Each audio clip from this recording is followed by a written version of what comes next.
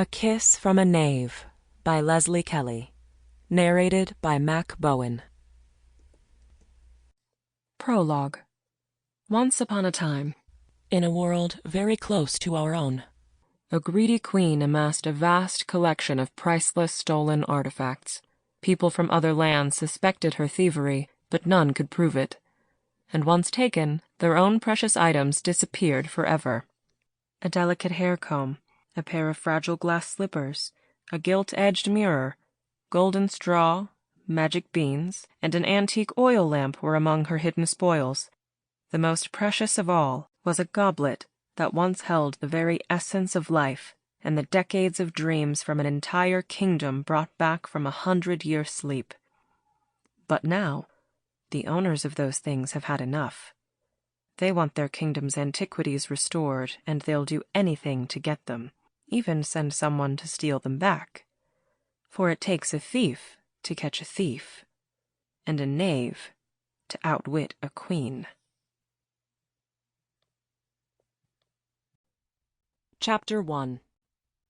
Even for an experienced thief, breaking into a wicked queen's hidden chamber of magic and witchcraft would be a challenge.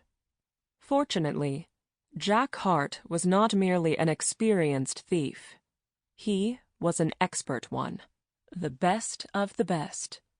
The fact that he'd all but given up his wickedest ways didn't make a bit of difference to the people who still thanked him for sharing whatever bounty he'd managed to take from those who didn't need it.